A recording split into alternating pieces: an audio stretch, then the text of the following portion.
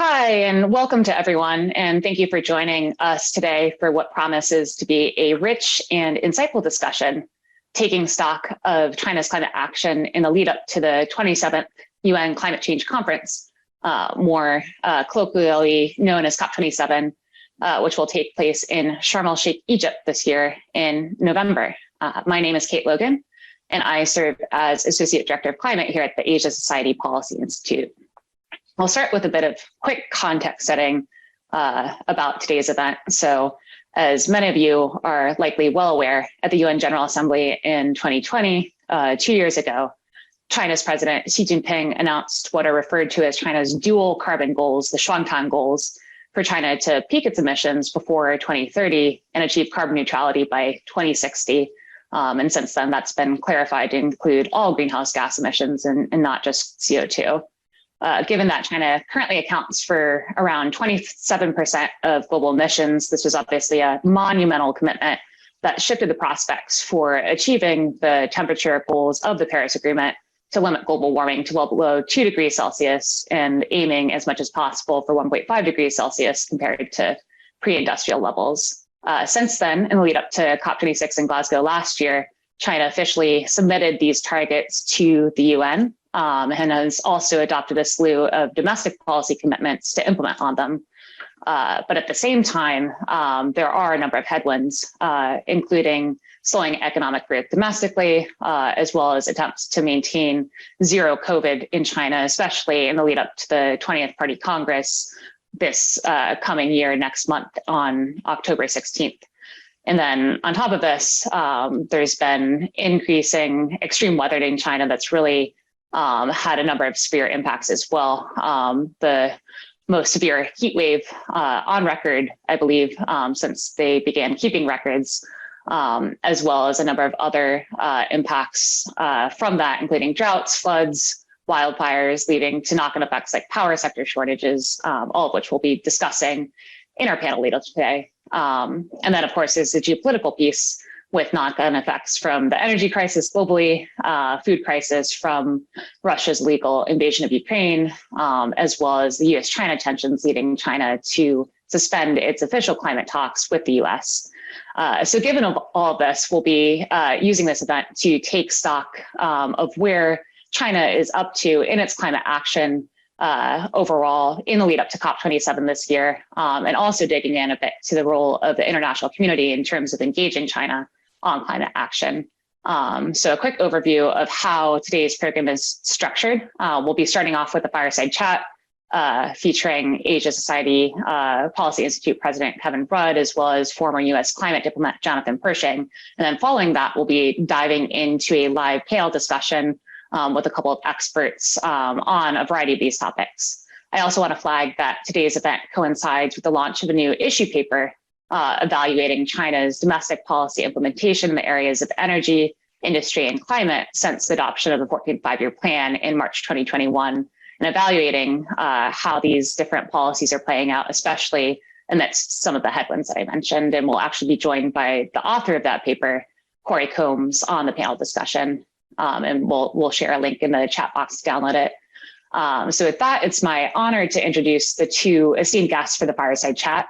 As mentioned, first up is the Honorable Kevin Rudd, AC, who is President and CEO of the Asia Society, as President of the Asia Society Policy Institute, but perhaps more well known as the 26th Prime Minister of Australia, as well as Australia's former Foreign Minister. He holds a number of other positions and titles, including Chair of the Board of the International Peace Institute, as well as Chair of Sanitation and Water for All. And most recently, he's now Dr. Rudd after completing his Doctor of Philosophy at Oxford University. And joining Mr. Rudd is Jonathan Pershing, who is currently Program Director of Environment at the William and Flora Hewlett Foundation, where he leads a team of grant makers focused on climate change mitigation in the US and globally, but perhaps more well known for his role as a US climate diplomat, most recently under Special Presidential Envoy for Climate, John Kerry, where he helped deliver a number of key initiatives at Glasgow last year at COP26. But prior to that, also during the Obama era, we played a major role in helping to negotiate the Paris Agreement. And perhaps most impressively, he's also a scientist, has a PhD in geology and geophysics, and really brings that scientific background and angle to his climate diplomacy work. Owing to scheduling constraints, that segment has been pre-recorded. So we will go ahead and air this segment for you now. And then after that, we'll be diving into the live panel discussion. Well, Jonathan Pershing, thank you for joining the Asia Society and the Asia Society Policy Institute. What I want to look at here is the role of the international community in general on how do we support most effectively the acceleration of China's climate change action. It's a topic which we at the Asia Society Policy Institute have been working on for a long time and doing so with Hewlett Foundation support. And we're doing so through a series of dialogues with high-level individuals across the world. But you're a person of enormous experience in this space. Given we have this suspension of US-China climate dialogue at the moment, and we're looking purely at China domestic and the actions which the Chinese government and party are taking or may be slowing down in terms of reducing carbon emissions and the renewable energy transformation and the rest. What's your observation about, at the broadest level to start with, about what the international community could be saying and doing with and to the Chinese to encourage them to higher levels of achievement? Thanks. It's really great to be with you. Thanks for inviting me on and to have a chat about this critical question. I'd like to divide it into three buckets. The first bucket is what might be done at the international level vis-a-vis China directly. The second bucket is what might be done in other countries that would have the influence in China. And the third bucket is what happens in third countries that could affect China. Let me start with the first. What kinds of things might be asked of the Chinese, and where would you ask?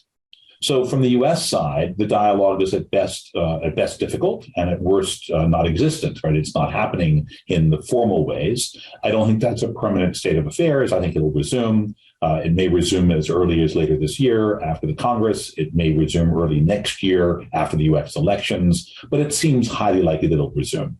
So in the near term, the direct interaction is less between officials in both sides and more likely to be unofficial engagements in what are called track 2 dialogues, mechanisms between academics, perhaps lower level officials in government, but not principals. Those can be influential. Those can be mechanisms to explain progress. On the US side, the raft of new legislation that's been passed, the implementation of that, which is now occurring at the administration level, those can be exchanged in multiple channels, all of which have an influence and all of which could steer China. The second bucket, what might be done in country? I would argue in the US case that the last several months have been incredibly influential. If you look at the things that have been announced and commitments that have been made, and not just announcements from an executive, but for the first time in a remarkably long period, announcements and legislative agreements reached in Congress. There are a series. They include earlier on in 2020, the Energy Policy Act. They look in 2021 at the Infrastructure Act. They look in 2022 at what's called the CHIPS and Science Act, but also more recently at the Inflation Reduction Act, all of which have fundamental elements around climate, all of which put the US in a very different posture than it was as little as a year ago. And those have standing because the likely reversal of those is low because they're congressionally agreed, not executive order. That puts a degree of pressure on China to deliver itself. So here's a second mechanism where you can add to the dialogue. The third mechanism is with third countries. It's not about the US or about China, but it's the actions that the US or others might take that also affect China. At one end, it's Europe and other members of the OECD. It's other members of the G7. We've seen some of those activities go forward. But at the other end, it's countries, for example, in Africa. So as the US looks to expand its own reach and its own interests in supply chains, those are supply chains also of interest to China. You have the capacity then to influence Chinese behavior through these third parties who are neither major economies nor directly in the orbit of either the US or China, but can influence the outcomes of the global discussion. So I see a series of these opportunities, all of which I think are in motion. Let me take that third pillar in a further direction. The second pillar, I think, speaks for itself, which is the United States effectively, by its domestic legislative action, removing the classic Chinese excuse clause that those goddamn Americans, once again, are doing nothing, talking a lot and doing very little. And lo and behold, we see this legislation flowing through the Congress. So it does disrupt the Chinese domestic narrative and international narrative on those questions. Less self-evidently is, however, your third point about what's going on in developing Africa and developing rest of Asia and small island developing states. Is the argument, Jonathan, that the more the narrative from climate vulnerable Africa, climate vulnerable island states, climate vulnerable Asia, look at Bangladesh, a very close strategic partner of China, use the international forums to turbocharge their ask of China to accelerate action. Are you saying that's best done through the UNFCCC process, that it's best done through other forums in the world? How is it best delivered? This fascinates me. I don't think there's a singular approach. I think it'll vary from country to country. So, for example, if I look at the South Pacific, an area that you know much better than I, but I look at the South Pacific as a community of small island nations, the relationships with Australia are tight, the relationships with New Zealand are tight, and yet China has recently been a major investor into those economies. At the same time, those economies are perhaps most threatened by climate of any in the world. And as the world's largest emitter, China now has this a little bit of tension in that relationship. They may not call them out publicly, but privately in bilateral engagements, in discussions in ASEAN, in discussions that might be in the PIF, in the Pacific Forum, you may have reasons where those players come forward. The same applies in Africa. If I kind of think about a model in which the massive level of investment from China, which is larger than that of the US and the EU combined in many African nations, that's certainly true. But if you talk to people in the African nations, they're a little worried about direction of travel. Is there the investment in the green technologies they'd like? Is the infrastructure being infrastructure that is then long-lived and owned and managed in country, or was it built and managed by a Chinese foreign engagement, which doesn't have and doesn't meet the standards they'd like? And conversely, they're also interested in not being stuck in the middle between a US and a Chinese model. Too close to China is not too good, although there's money there. Too close to the US is not good. Not that there's been a lot of money, but there's a political interest there. So there's these conflicting kinds of agendas. There, it's more like questions of what happens in Ethiopia. How do you use ADIS and the AU? How do you think about models in which you get the African Development Bank? How do you think about new investment strategies which might play out in other fora, but maybe more indirect? And of course, they're always married to a bilateral agenda. It's fascinating. Applying a similar logic, but in a more complex application, what about Mother India? Part of China's international narrative, at least sotto voce, if not public, is you guys in the West may be critical of how fast China is going, but at least we're not India, which they would say is going nowhere fast. We Chinese have crossed the Rubicon. We accept the science is real. We even accept that the economic transformation cost, the transaction cost of moving across the renewable energy divide is worthwhile doing because it generates a whole bunch of new economic activity, jobs, and corporate growth. But those Indians, no hope. I've recently been in India, first time really since COVID.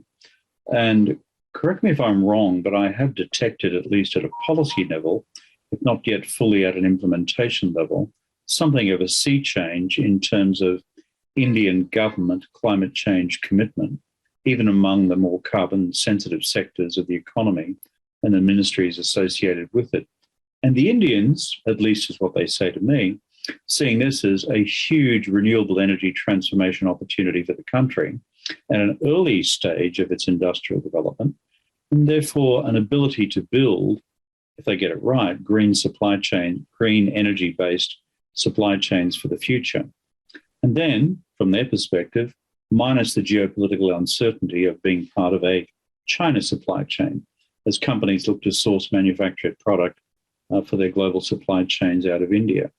Have you given some thought to this India-China dynamic now that India, if I'm correct, appears to be slowly changing course? So I think India is changing course, although I think it changes in a different way. I don't think, the Chinese model of a given policy with Chinese characteristics, it's a very well-worn phrase in China. I don't hear the same phrase, but I think it could be applied to India.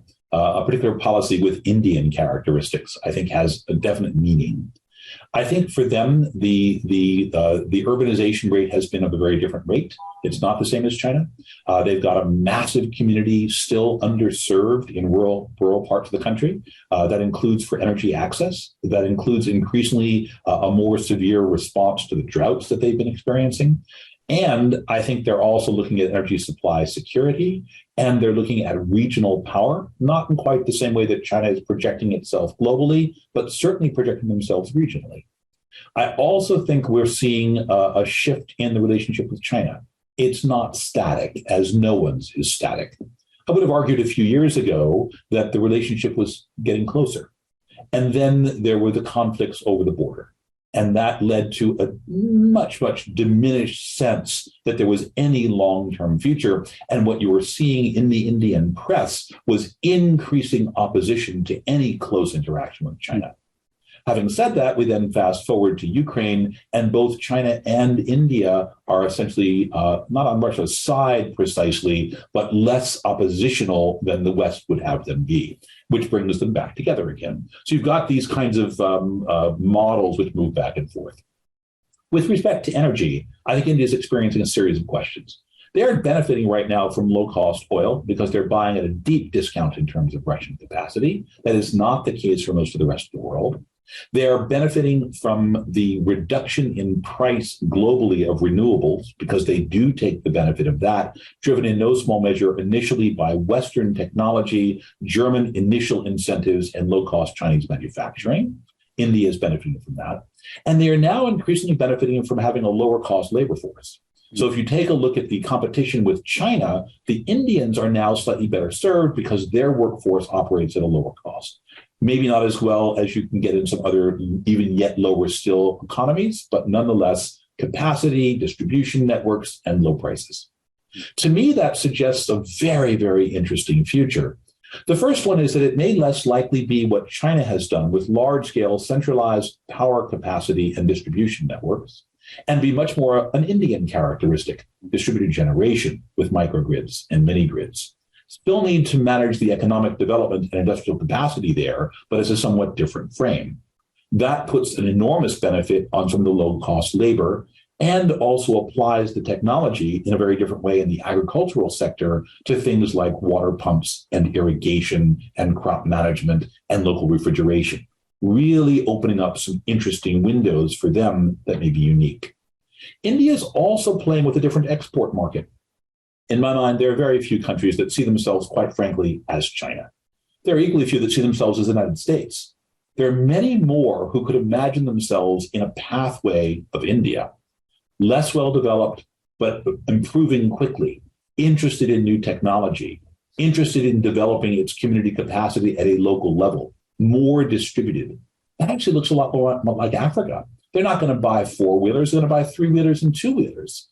At the moment, India is looking to capitalize on that market with an export capacity that could, in fact, make it a powerful player in that community.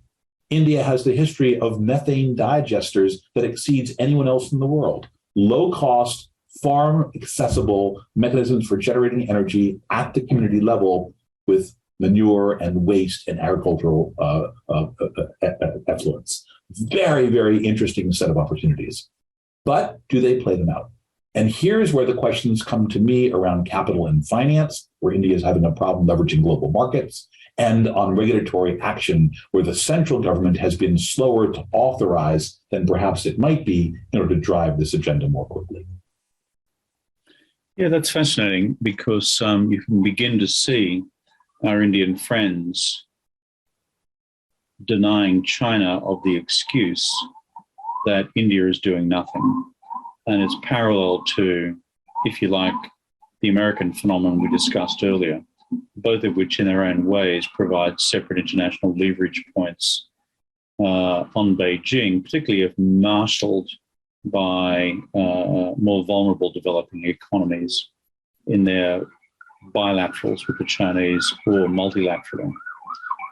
Second last question is simply this. Back to China itself and the first pillar and what can be done directly with Beijing itself. You're as familiar as I am with the internal debates within China, the coal lobby, the non-coal lobby, the coal provinces, the non-coal provinces, the winter-related power shortages, energy shortages felt by firms, thereby marginalising the debate and the rollout of the program of renewable energy transformation. Anyway, these debates, as we both know, ebb and flow. Given they are domestic debates, any final insights you've got on how we best externally can play into those debates? I think it's hard. I think that the Chinese have been increasingly reluctant to have people be inside. I think that's been exacerbated by COVID, where people have not been able to visit. The difficulty in dialoguing over Zoom, I think, is not to be understated, particularly not, in my view, with China, where personal relationships count for so much. And the ability to have the interaction and engagement is so critical. I think the loss of that, and I don't mean it's universally gone. I worked with Secretary Kerry in the last year, and we did have a chance to go. They made a huge difference, but those were unique and unusual. The normal kind of exchange with American academics and Chinese academics, with our non-governmental experts and the Chinese experts, even if you call them track 1.5, which has some government and some non-government merged together in a forum, we're not seeing that. And Zoom doesn't replace it. Having said that, it does seem like there are a few areas that would be influential. The first one, I do believe that there's an economic rationale that China is increasingly focused on. If you look at investment, that notion of stranded assets is taking a bigger and more center stage in the domestic conversation. The second one is management of security. The Chinese management of security has been quite interesting over the years. There's not more than 20% of Chinese supply from any country. They're very careful about managing the diversity of systems. And things like renewables actually make them more, not less secure, because they've got a diversified supply chain and then they have domestic production. So again, on a security front, a powerful statement. And in many ways, at least what I'm hearing, is that the internal dialogue is partly around security and around economics, with climate and environment as a benefit, but not as the driver. The third piece, which seems relevant, is stability. And here's a place where I don't yet see the kind of change I would anticipate. And that has to do with employment and jobs in some key provinces where fossil fuels, particularly coal, are so dominant, and where there has not yet been a successful replacement or a trajectory to a replacement of those workforce in those communities. I think when that happens, we'll see a very rapid shift in China. They're very good at quick movement, but they have not yet figured out what to do and how to manage the stability of an unemployed workforce, which is currently deployed in the millions in a coal and coal-based infrastructure. That's where they could sit down with their Indian colleagues to discuss common challenges with the two major coal-producing states of India. Those guys could get together with the guys from Shanxi and Shanxi, and maybe they can cook with gas. So, well, it's interesting. I think you're well taken. I look at the dynamic here in the U.S. around the infrastructure, the Inflation Reduction Act. It is in no small measure an incentive program to manage new opportunities and to think about retraining. Right? Really interesting. And to me, not a bad model, not just for the United States, but for others who won't do it the way the US does it, but may be able to draw from some of those kinds of experiences. Germany's had the same. Actually, Australia's beginning to think about the same. We're seeing the same in Spain. That was a big, big win in Spain. Now you see it in the US. So I think there are others to draw from, but I think it's a central concern they have to manage. My last point is that you're an experienced diplomat. You've been working with the United States government for a long period of time, most recently, as you just said, with Secretary Kerry. You're back with Hewlett running the environment program. You've seen all this stuff from multiple sides. What, to any environmental or climate not-for-profit watching this program, what's your piece of advice in terms of how to be maximally effective in substantively, not rhetorically, shifting the dial on climate change action? I think there are a few things. The first one is I think it's about long-term sustained relationships. There's a phrase, and Kevin, you have the Chinese, I only have the English iteration of it, but a friend of China, I think, has a meaning, and it tends to mean history and long-lived engagement. It doesn't mean agreement. It doesn't mean you support everything. It means that you continue to be working jointly. So if I could give one piece of advice, think about where you might want to be in a decade and plan for that today and work toward it continuously through the ups and downs. The second comment that I would make is that I think we have changed trajectories with China. I would argue a couple of decades ago, a great deal of the work was about experiences that primarily the West had, and China was interested in learning from. China is no longer in that place where the learning is the key thing. Having said that, if I look at the interactions between countries in the West, where we continue to learn, but it's not one direction, I think that's much closer to where we ought to be. We're both at the frontier. We're both trying to figure out what comes next. We will bring different experiences to that. Treat them as partners, not as children waiting to grow up. They've well beyond growing up, and they're delivering incredibly interesting ideas. We can each learn from each other. Treat them that way. The third thing is, in my mind, you have to think about solutions that meet multiple objectives. China is very keen on working on climate. It's at the highest levels. I don't actually dispute that Xi believes this is critical. But he is trying to deal with multiple agendas, as are we all. And if we only find a silo and say this is a climate solution and the devil take the rest, we won't succeed. How does it connect to security? How does it connect to stability? How does it connect to economic development? How does it connect to the promises that Xi has made to his community about what he's going to deliver for China? If those are married, there's room. I don't believe that will be straightforward.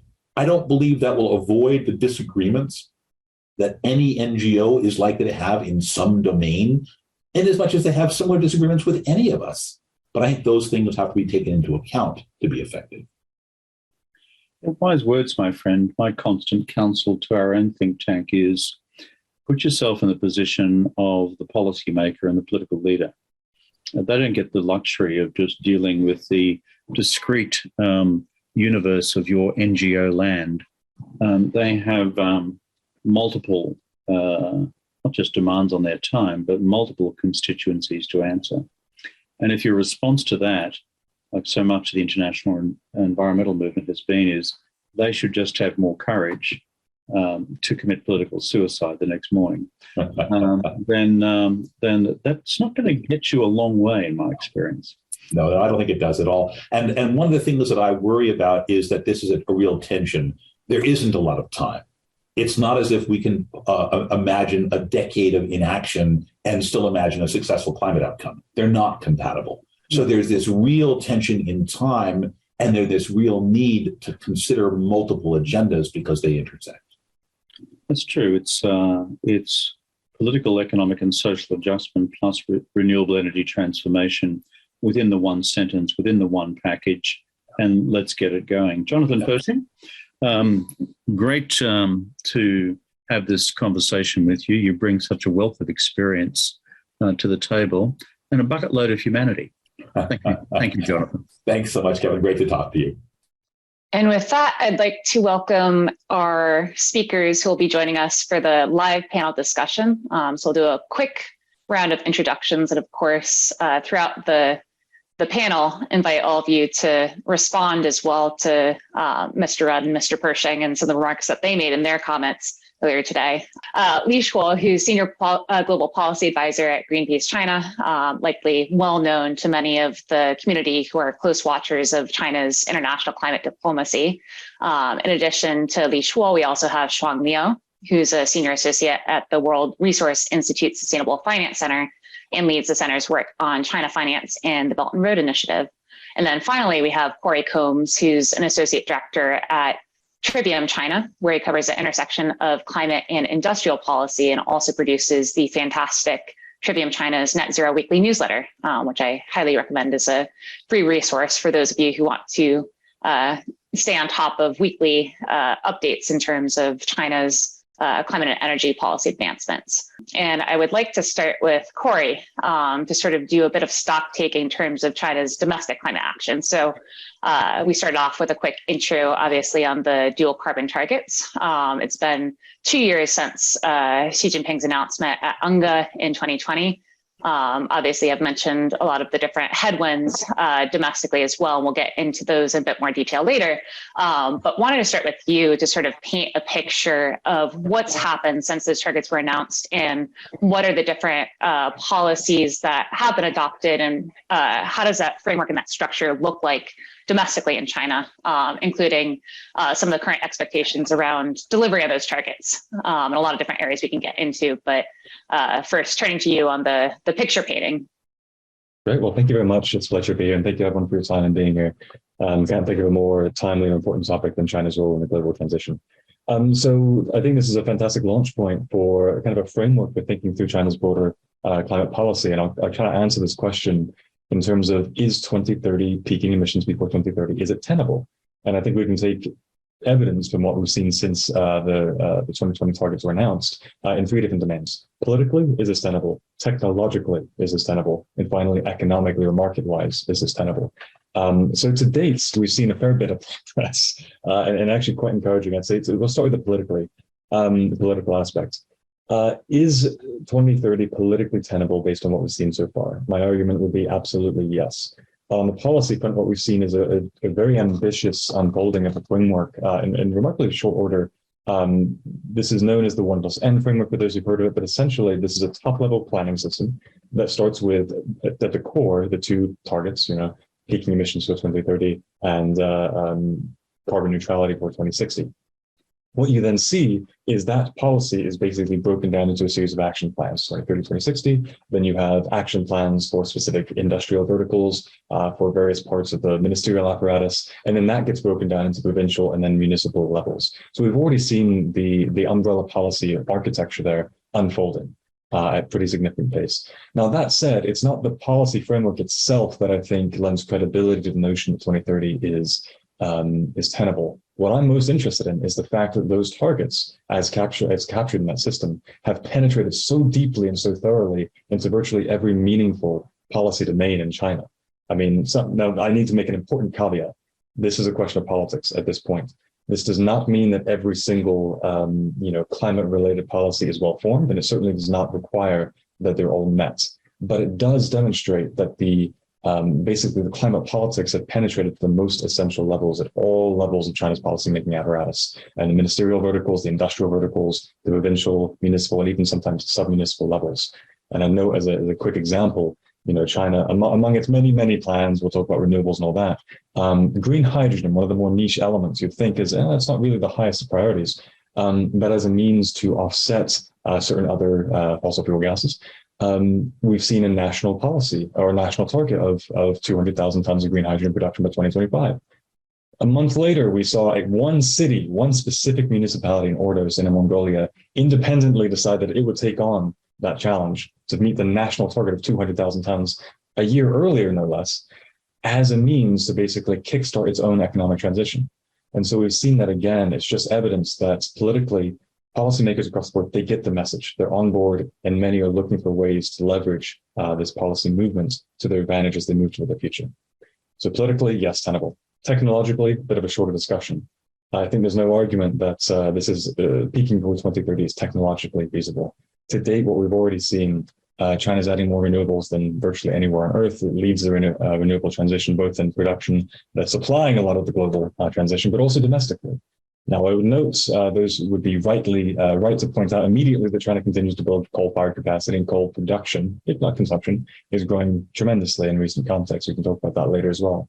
But the point is that renewables are also growing faster than any other source. 120 gigawatts in 2021 alone, that will increase. Already dominates solar and wind, and increasingly some of the more nascent areas of renewables, including offshore wind. This past year, we saw China add 17 gigawatts of offshore wind, which for context is 80% of global additions.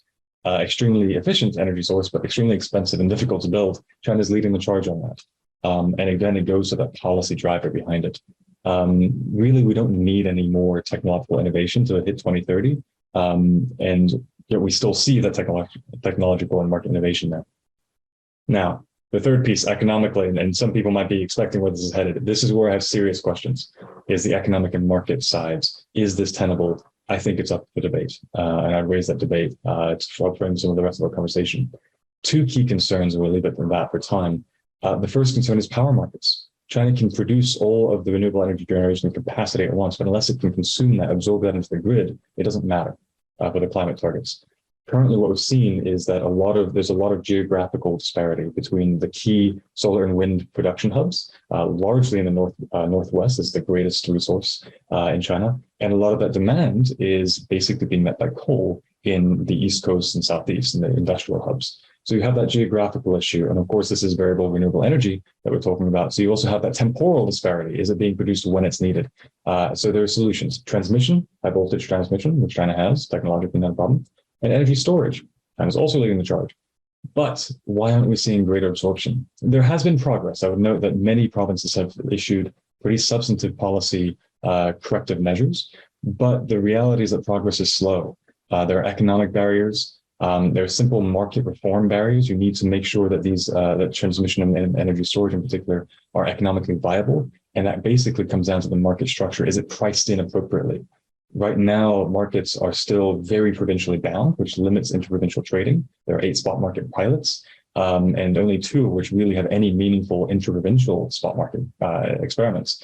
But they're moving very slowly. And so I'm very concerned that economically and market-wise, we're not seeing the progress we need to see. Even though it is significant, it's not fast enough.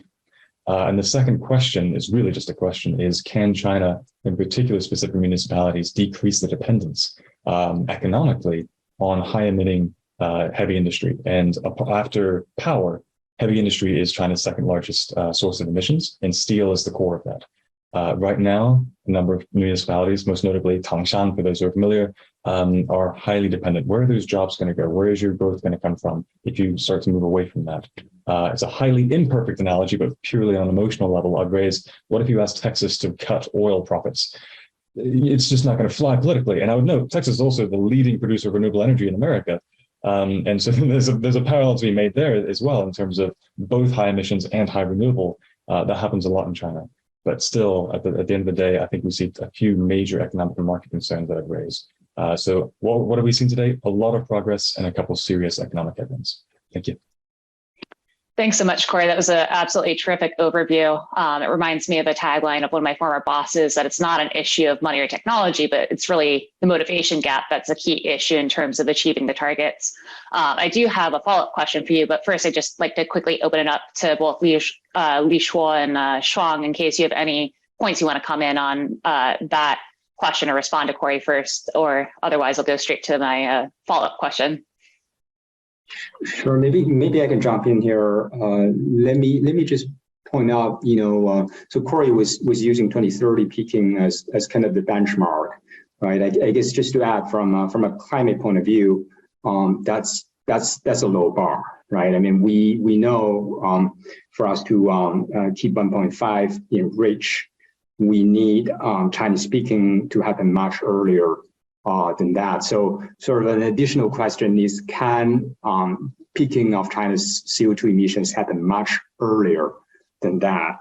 And I would also say, just from a political point of view, the current NDC, the current 2030 peaking timeline still leaves a huge amount of room for policymakers just across the Chinese bureaucracy to do certain things or to not do certain things. And it's just a kind of a wide spectrum for action or inaction. And so I guess from a policy advocacy point of view, it's just quite important to kind of move China and the policymakers at various levels toward the higher ambition side within this spectrum. Thanks. Yeah, and I think that begs the key point as well that, peaking emissions by 2030 is one thing, and then there's a question of at what level are emissions peaked and when. And obviously there are a lot of knock-on impacts from that, given that we're essentially aiming to have global emissions by 2030 if we want to maintain hope of achieving this 1.5 degree temperature goal under the Paris Agreement. So my follow-up question, Cory, is actually about this point you raised on local innovation. I think at hand, you can have top-down policy targets sort of leading to some of the examples you raised with really ambitious, local innovation or other initiatives that can then sort of be scaled back up. And that could be a key policy driver, especially from a competitive standpoint. But at the same time, local politics have also traditionally been a blocker in many respects toward more ambitious climate action, especially when you have perverse incentives on a local level, issues of local protectionism. So I'm curious just to get your high level thoughts on with the dual carbon goals in particular and some of what you've been tracking at a provincial and a subnational level. What do you think this innovation story is really the one that's going to play out, or the protectionist story, or a little bit of both, or sort of where do you stand on that? Absolutely. And I tie this actually, I completely agreed with Li Shuo. The key is, I'd actually go further and say the question is at what level of the emission is going to peak. There's still some questions about that. And I would note that I mentioned kind of climate being integrated into the industrial vertical. So for example, the China Iron and Steel Association, this plays into the local kind of question because they're very much representing local interests. They have issued some policies about at what level coal production should peak or iron and steel production should peak. But those are not authoritative in the way that the core national level policies are authoritative. And so I have serious questions about getting from 2030 to 2060, and I completely agree. And we would be remiss to not note that. In the meantime, the question from my perspective is simply, is there will, basically, to move forward? And that's why I think 2030 is a good indicator of is there will. That does not solve the entire equation. So on that note, is there will? I don't have a clear answer, but I do have I think a fairly straightforward framework. Is we have kind of this is the classic story. I mean, this is not unique to China in any way. But on one hand, you have businesses and economic policymakers who are looking to see where are the winds blowing, and you want to chase that. You want to be ahead of that. And I think the best example of this is new energy vehicles, 99% electric vehicles, adding in some hydrogen. We call it new energy vehicles because that's what Beijing likes to call it. But why is China the world's largest NEV market? I think it started, but obviously subsidies had a huge role to play. But I think at the end of the day, every major manufacturer in the country knows that's where the future market is. Build your capabilities now because you don't want to get left behind. So one of the questions I have is, can you create a rush forward, a la the critical mineral space, the battery space, and ultimately the NEV space? We don't see that on the kind of heavy industry side. We don't see a rush for making green steel or green aluminum yet. We've seen some proposals, but they're a little weak, to be frank. So on the other side of that, there's the push forward from a market perspective, just getting ahead. And then there's we have a market we want to protect it side. And that comes back to, we have iron and steel, it's employing people, it's making GDP, especially in a time of depressed growth or negative growth is likely here soon. How those play out nationally is a very complicated question. And I'm not sure, to my mind, anyone has a really comprehensive answer. Either my co-panelists have a comprehensive answer. I would love to know. But right now, I think we're piecing that together. And it's something that it's a matter of structural incentives. Can Beijing move heavy industry toward the NEV model or not? I haven't seen a clear path toward that. And that's why I'm concerned for 2060. That said, they're trying, which is why I think there's hope. That helps. Thanks for that. That was a very nuanced response, Cory. I want to turn now to Shuang and get into a bit of the implementation on a second major commitment that China also made at the UN General Assembly 1 year later, last year in 2021. And this was for China to stop building new coal-fired power abroad. and at the same time made a number of other commitments focusing on clean energy development, also this global development initiative working with a number of other countries globally, in addition to China's existing investments under the Belt and Road to support countries' development in other ways, or maybe the same ways. I guess that's part of the question. So Shuang, I was wondering if you could help to give us an idea of how 1 year later, the implementation of this commitment has been going in practice, and the potential impact of the, on one hand, coal-fired power I guess, ban on building new coal-fired power. At the same time, you have this clean energy development piece as well, and what the impacts of that might be, in particular for other countries and their own climate targets, and in their ability to meet them and potentially raise ambition as well, because that's a key part of China's global influence in terms of meeting the overall Paris Agreement goals. Thanks, Kate, and thank you for having me here. Just quickly to share some of the policy development we have seen after China's announcement on the no new coal overseas. We've seen that early this year, a couple of ministries, including the Environmental Ministry, the Ministry of Commerce, and also the National Development and Reform Commission, have jointly released the policy that's reiterating China's commitment of not building new coal, and as a policy that will have that had more specific directions for the Chinese corporates and other investors to follow. The other policy development we have seen also comes from the Chinese investors directly. Several banks, after China's announcement last September, have launched their own policy and targets, specifically saying that they are not going to invest in new coal projects overseas after this commitment. So we have seen that there are different levels of those policy and more implementation level, how that China and Chinese investors have stopped investing in overseas coal power plants. We've also seen data supporting the trend, and this is at WRI jointly with a couple of our partners, including the Boston University, Johns Hopkins University, as well as Inter-American Dialogue. We manage a database called China Overseas Finance Inventory. And throughout tracking the overseas power projects, we haven't seen new coal projects after September 2021. And so the data also support the progress that we have seen on the overseas coal investment has basically stopped. I do want to point out that in a parallel to China's commitment on not building new coal power stations overseas, the other driver of how China has made this move was also coming from the host countries' perspectives. And in the past several, 2 years, many host countries, particularly those ones have been the top destination countries for China's overseas coal investment, have announced or maybe have notion and a serious discussion on how they're going to stop building coal power stations driven by domestic policy agenda. So that has become one of the strongest factors for Chinese policymakers and investors to consider where they want to put their resources in overseas investment.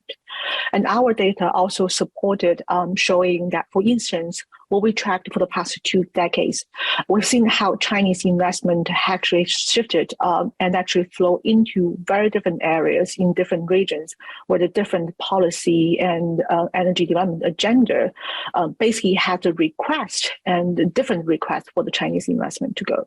For instance, in Africa, what we have seen is that over 73% of China's overseas investment in that region went to renewable energy, where in Southeast Asia, over 70% of China's overseas investment in energy sector went to coal. And this is the difference in what kind of request that different host countries have for the Chinese investors can shape what kind of projects that they will invest in. The other part, which is not part of the China's announcement last year, but some of the most recent policy discussions in host countries and with the other investors, work to do with existing coal power stations in the host countries.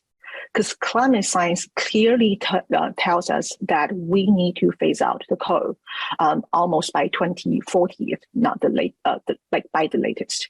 However, we have seen China has been involved in many of the existing coal power stations in the developing countries.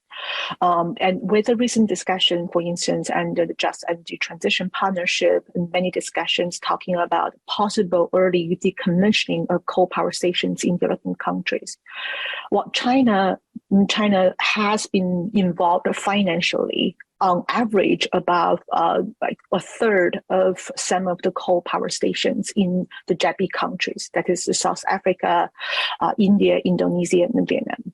And what kind of a roadmap and vision will look like to early decommissioning those coal power stations in the countries. It will not be a practical deal without having the Chinese investors and potentially their regulators and policymakers on board. This is still early discussion, and we have seen that the Chinese investors and their regulators have already started paying attention to what can happen. But one nuance I want to particularly highlight is that in the past couple of decades, the project financing structure set around those coal power stations were arranged in a way to attract international financing, including those from China. So the terms that's agreed and proposed by host countries were in a way that will kind of protect the interest of international investors, including from those from China. So when we're talking about how to have an early decommissioning of coal power stations in developing countries, it's very likely that the developing countries and the host countries will have to take a lot of the responsibility just because how the current project financing structure is set up. So we're talking about how that the joint efforts, like internationally joint efforts, can help the developing countries to walk away from coal power stations. We'll have to look into the legal consequences and implication on the debt situation in host countries. It's not a political ask. It's actually the technical and economic package that we can propose. It can help us to walk away from coal as early as possible. I can pause here, but I'm happy to come back to the clean energy part later on. Thanks, Shuang. I do have one quick follow-up question that also has been raised in the chat box as well. I think this is a really important question that maybe we can touch on briefly, which is essentially how does Chinese overseas finance compare to that coming from developed countries, including the US, the EU, and Japan, and also obviously some of the multilateral development banks as well. I think we're probably all following the David Malpass comments last week at Climate Week and the World Bank and scrutinizing closely, their lending, especially in the wake of those comments. But was wondering if you could just give us a high level sort of comparison, because it's not just China who's funding some of this or was funding some of this globally, or it's coming from all sides. So curious if you could just sort of give some insight on that. Yeah, I probably don't have a full picture in terms of quantitative comparison. And part of the reason was because in terms of the climate finance under UNECCC, China is not on the same level of US, EU, and Japan, just because the nature of how China was identified as a developing country under UNECCC. And the pledge is only for under UNECCC on climate finance. It's for the developed countries to help developing countries with climate finance provided for them, for the developing countries to make the transition. However, I do want to point out some of the qualitative difference between Chinese finance overseas on energy and the other climate mitigation adaptation efforts versus the other climate finance EU, Japan, and US have made. Is we have noticed, particularly for power sector, a lot of the China's overseas investment is not necessarily the bilateral or official financing from the Chinese government. It is actually the Chinese corporates and also the commercial banks who also played a very important role in overseas energy investment. There are that the concessional loans and the other type of the support given by Exim Bank, for instance, which is a policy bank in China.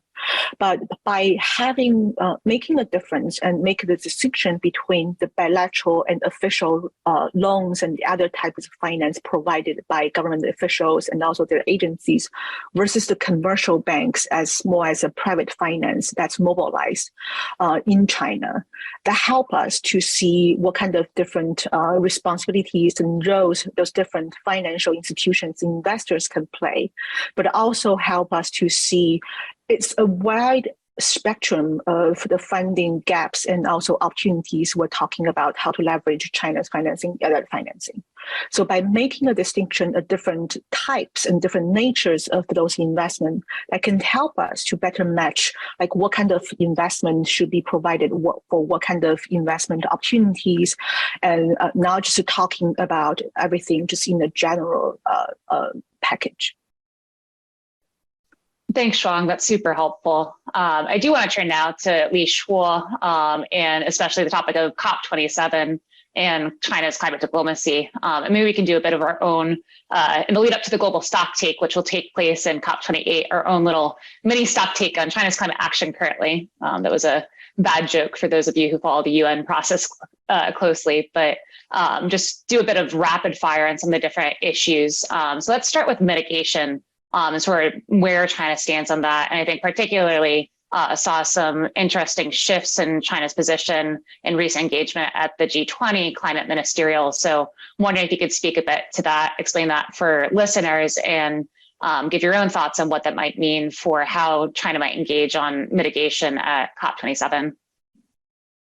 Sure, Kate. And I mean, if you allow me, just before the UNFCCC question, maybe to come back to Sumini's question, how does China's kind of overseas finance, compare to the U.S. or other Western countries? For a long time, I think people have been lamenting that, there's just not a lot of data about transparency from the Chinese side. And as Shuang has just explained, there's also a lot of complexity in terms of who is providing what, which makes, clarifying the Chinese side of the situation very complicated. I just want to point out that the other side of the coin is not necessarily much better.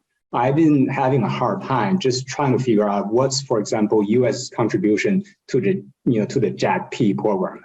For example, to South Africa. What would be the German contribution at this point? So, I do see this sort of as a two-sided question. But going back to UNFCCC, I think on the mitigation side, we will now likely see a new Chinese NDC, before COP27. I think there is this long-held view from the Chinese side that, 1.5 degree target may not be, that feasible. So they have strong reservation on that issue. And I think they also have a lot of concerns. And some of those concerns have recently been explicitly expressed in their bilateral meetings with Western countries on their ability to deliver what they have committed, for example, in their NDC. So I think a lot of this sentiment will kind of play into COP27. And I would say in general, the climate summit this year will be pretty turbulent from a political point of view. Maybe we can touch on adaptation quickly. There's been an argument raised by some that China perhaps is prioritizing adaptation over mitigation, and sort of, this idea that because China recognizes that we're heading on a certain temperature path, they're investing in adaptation in a way that they can potentially benefit from that. And, sort of have given up on the 1.5 degree target, which, from some respects, just given the massive challenges China is facing as the world's current largest annual emitter, massive global economy, to decarbonize in a much shorter amount of time than developed countries have had. There's so many different factors at play there, but curious your thoughts on this sort of adaptation piece. And obviously China also released an updated adaptation plan earlier this summer. There's been massive impacts from the heat wave, the most intense heat wave on record, droughts, floods, wildfires, where this sort of brings China to the climate diplomacy picture with regard to adaptation as well. Sure. No, I think the domestic aspect of this is quite interesting. As you mentioned, the country has made some incremental policy level progress over the last 12 months. primarily by kind of developing this new national adaptation strategy. And of course, I think the heat wave and severe weather events over the summer has played a very significant role in terms of changing public perception. I think it really made a very big difference when a considerable portion of the population started to feel personally the impacts. And in the case of this summer, feel personally over a quite long period of time. And for many of them, under very extreme conditions. We're talking about 40 plus degrees of heat. So I do think just the impact aspect of this is going to emerge as a critical driver for China's climate action. This is noteworthy because if you look at some of the traditional drivers of China's climate action, the concern, the consideration of energy, security, to improve China's image, I think the effectiveness of those traditional drivers will diminish over the next few years. So in contrast with that, climate impact is kind of the emerging star. I think at the international level, China will drive a very, very powerful point at COP27, speaking in solidarity with other developing countries to ask, for example, for more support from developed countries on climate finance in general.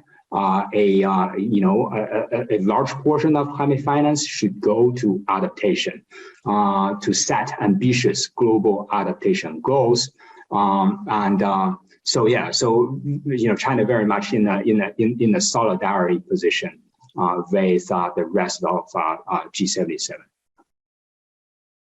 Thanks for that. I think. Go ahead, Cory.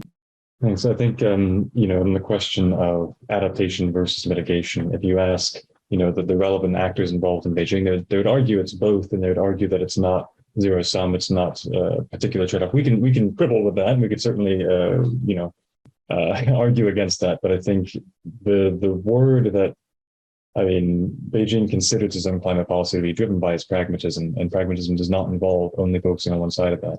Of course, there's the question of resource allocation. Of course, there's the question of proper balancing of those. But at the same time, I think when we're trying to think through what is China focusing on, that adaptation strategy, if you read the details, is mostly drawn from the climate mitigation strategy. Most of the language is very similar, actually, but it's applied in a slightly different way. Now, that said, I would say abroad, I'm actually very curious to hear those opinions and perspectives on this, because it's something I've focused less on. But the South-South engagement effort does seem extremely focused on adaptation.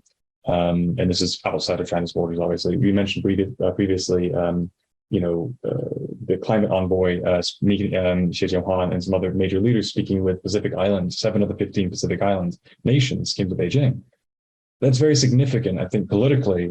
Certainly, I think there were different interpretations, but my interpretation is basically sending a message of at least China's doing something. I think in many ways that's a challenge to the West to say, are you doing anything? We're actually trying to help concretely with living with the consequences of climate change. And I think the other side of it is on a broader note. Again, we can debate whether we'd agree with this assessment, but I think the message I hear from China's policymaking, both domestically and internationally, is you might not think what we say is ambitious enough, but we will actually do what we say. And there's definitely been a narrative that the West makes commitments that it doesn't live up to, and China's commitments, while maybe not what the West would like, will be met. So that is another kind of dimension I throw in here, at least from policymakers' perspective on how they're dealing with these issues. Certainly not taking them all at face value, but I think it's worth considering, how they're framed within Beijing. I hope that's helpful. Thanks, Cory. No, I think that's super helpful. And I think one could also make the argument that many developed countries are not properly prioritizing adaptation as well on a lot of different respects. And I think that's a good segue for the third topic that I just briefly wanted to touch on regarding climate diplomacy and COP27, and then might turn back to some of the other questions on China's global investments on clean energy and also just the impact of some of these headwinds as well. But finally, just this topic of climate finance. And one of the hot button topics in particular for COP27 is looking to be loss and damage following the extreme floods in Pakistan, a number of other obviously we already mentioned China domestically, severe climate impacts. China's negotiating a position on loss and damage. Li Shuo was wondering if you could sort of outline that. And I think there's this piece as well. The US and the EU have traditionally been the key blockers on that. And that's in part because there's sort of this view that, they don't want a mechanism that's just developed countries paying into that. So I was hoping you could just shed a bit of light on sort of how you see China potentially engaging on that. And is there, any hope for a mechanism that perhaps might see China pay in a way that's appropriate, sort of under the UN regime, outside of the UN regime, and what that might look like? Sure. I think, on loss and damage, I think we can expect, again, China speaking in solidarity with other developing countries, in particular, the most vulnerable countries. I think, to some extent, there is a political play here, right?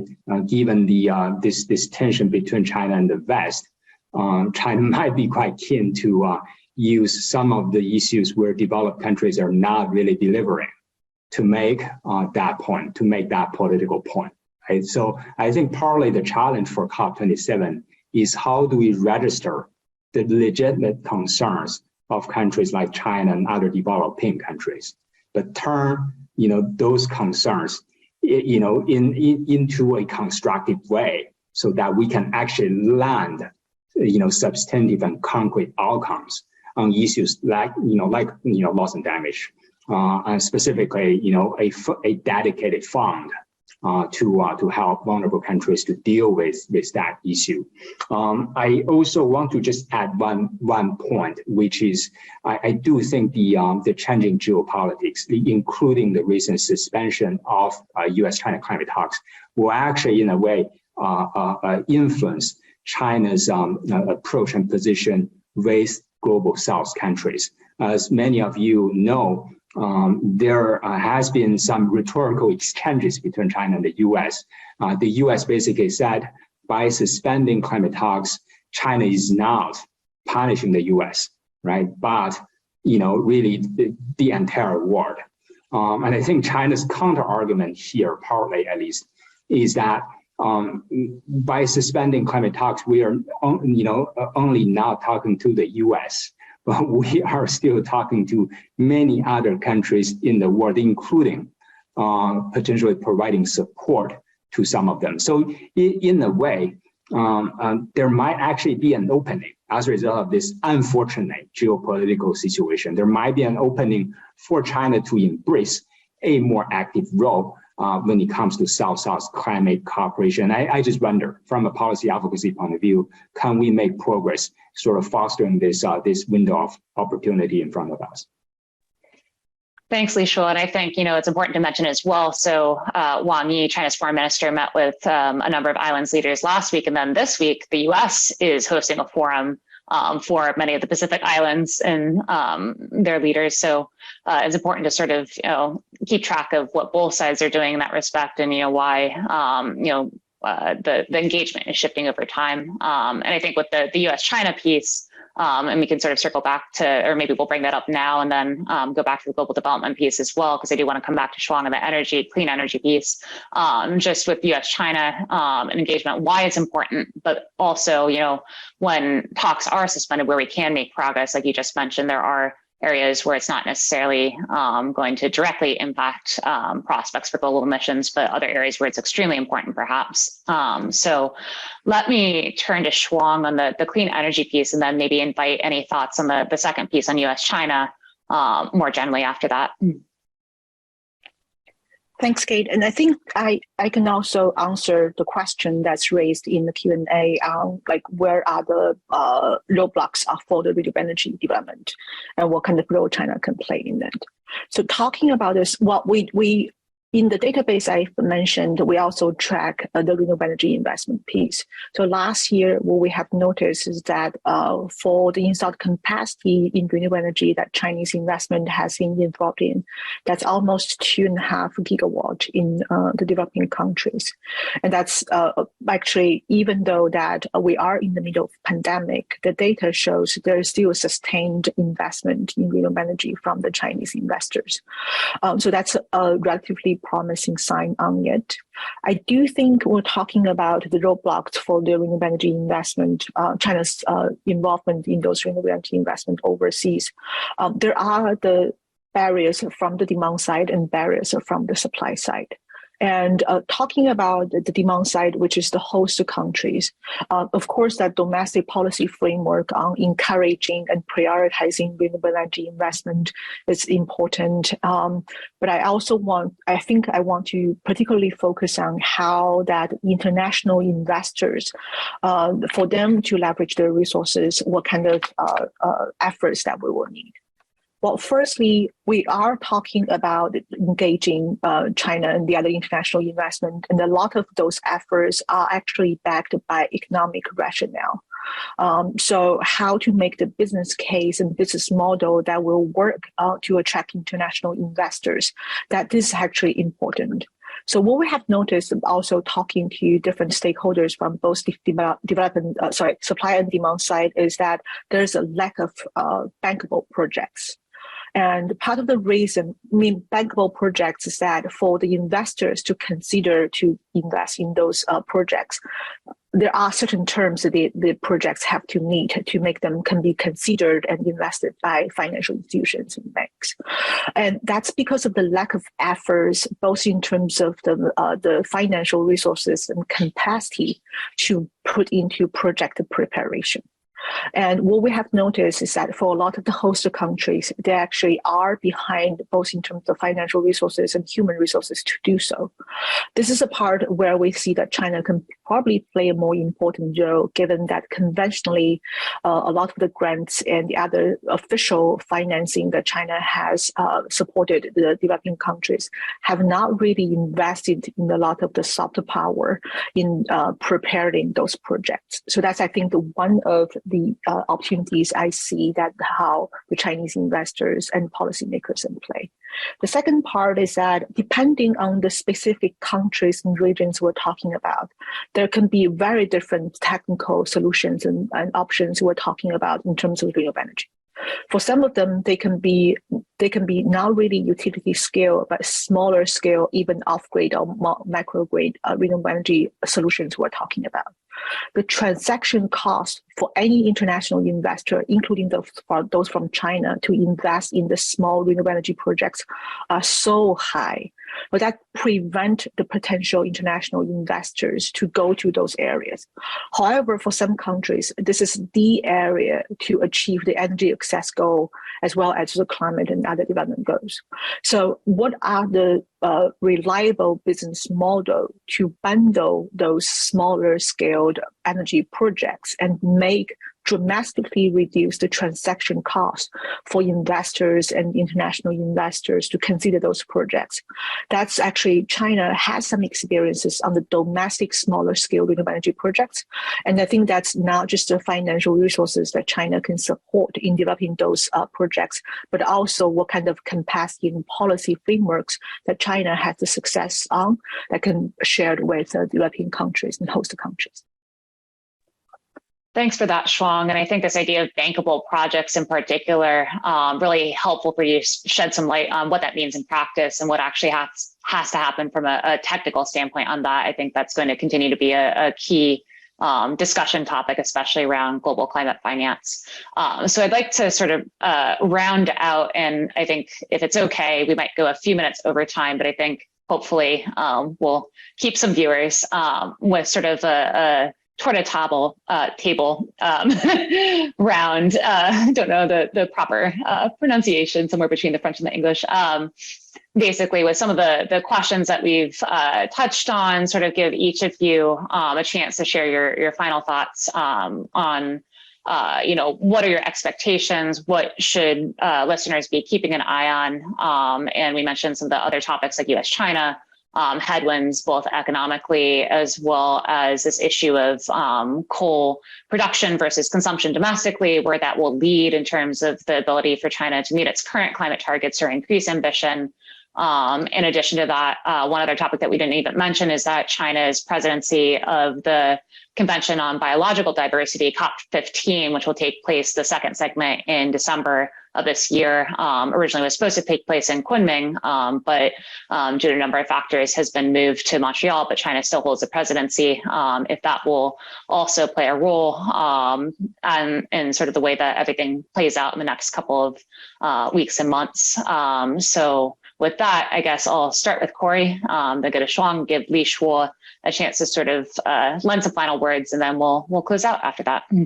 And we'll see if you can keep it to about 1 or 2 minutes. That would be great. I know that's extremely difficult, but final couple bullet points. Thanks. Thank you. Yeah, no, I've had time to mostly say my piece on the domestic policy front. I think I'd end by noting my major concern on the international geopolitics. I think on one side, you have a US that's very certainly viewed as, and I would argue for the most part, is pretty fickle. It's capricious in terms of its policy, being able to change every 4 years dramatically, as we saw in the last administration to this one. And no one knows what comes next. And the problem is that, climate is not the kind of problem that can be solved with back and forth policy. It needs constancy. It needs a steady, basically return on investment that capitalizes over time. The US is facing major hurdles politically there. And at the same time, on the other side, you have a Chinese policy apparatus that is increasingly inward looking. Not to say it's not investing abroad. We're not talking about autarky in terms of, securing the critical minerals and things for its energy transition, but it is increasingly trying to decrease dependence on foreign sources, which decreases the economic relations there. And it also raises the hackles of Western countries, particularly the US, that wants to reduce dependence on China. So you have this economic division between them.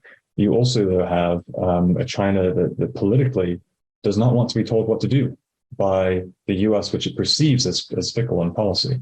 And there's an extent to which I understand that. There's an extent to which I believe that is largely domestic politics at play in China itself. And the problem is that with those two things, how do they play well together? My concern is not just COP27, it's structurally, how do the politics in both countries allow for a future of cooperation beyond this year? And that is one of the areas that I'm very concerned. The good news here, I think, is that, as the first point I raised, as I would believe is fair here, is that politically the commitment is there. China will do what it said on climate, more or less regardless of what the US does. That said, there are so many opportunities lost by failure to cooperate. I think Li Shuo has a lot more to say on this, and Shuang would be curious as well. But at a national geopolitical level, that's what I'm most concerned about, is the frictions and structural, tensions between these two systems. Thank you. Thanks, Cory. Turn to Shuang next. Yeah, I'm going to focus on, again, China's overseas investment. We're talking about the financing gap in developing countries, for instance, in Africa and South Asia. That is so big that it's unlikely for China, US, EU, and any other country alone can fill in the financing gap. And we have seen the practices of how that investors from different countries are collaborating with each other, taking a very pragmatic approach of jointly investing in certain projects in Africa, Southeast Asia, and the other regions. Like, regardless of the geopolitical tension between and among different countries, we still see that a lot of willingness on the working level, and also for the practitioners to look at opportunities to have joint forces and joint efforts with their counterparts from the other countries. And also that, again, this whole discussion on how to finance the energy and the other development climate goals should be demand-side driven. It's up to host countries to send their request and to have a plan, and asking the potential international investors, including those under the UNCLOS climate finance framework, and have specific asks for them to invest in. So again, that being demand-side driven, it's not really an option of whether that US, China, and the others want to work with each other. Well, as long as there are areas and interest expressed by the host countries, I think it should be the efforts that the international investors in other countries should try to collaborate. Again, how to fit in, to fill in the financing gap and interest expressed by host countries. Thanks, Shuang. Yeah, great points per usual. So Li Shuo, over to you as the final comments. Thanks, Kate. Just two final points. One domestic, the other international. I think the domestic point really goes much beyond just climate change. For a long time, I think China watchers have used some very established assumptions to look at China, to analyze China, right? One assumption, of course, is the Chinese government would always prioritize economic development. I just want to kind of underline that the very recent developments probably suggest anything but. In other words, a lot of these long-held assumptions may not be applicable. I think this might have critical implications to our agenda, right? I mean, if China cannot simply send engineers abroad, will it still be able to finance overseas infrastructure projects, be them coal or renewable energy? If the Chinese economy is going to look very differently compared to what we projected 2-3 years ago, what will be the implication to its peaking? So that's the domestic point. The international point is, I think increasingly we are seeing geopolitics trickling into China's climate engagement with other countries, in particular countries in the West. I just want to highlight that until late last year, this was still not entirely the case. They were still quite successful in kind of separating the climate agenda. So I think just for the next few months, it is really, really important to me if climate can still be kept away from the geopolitical turbulence. I think there is still a chance to ensure that. And the more that we can do so, the better it will be for the global climate agenda in the medium to long term. Thanks. Thanks, Li Shuo. And with that, I know we're a few minutes over time already. So massive thank you to all three of you for joining us for this terrific and really, really insightful panel discussion. And also a thank you to Kevin Rudd and Jonathan Pershing for their dialogue earlier on this program. And with that, just want to say thank you to our audience and our viewers. A couple quick points to round out. As mentioned, ASPE is releasing an issue paper authored by Cory, covering some of the topics in terms of the domestic policy since the 14th five-year plan. So we put a link in the chat box, and that'll be available on our website later today if you're interested. And with that, thank you all for joining, and hope you all have a wonderful day or evening, depending on where in the world you are.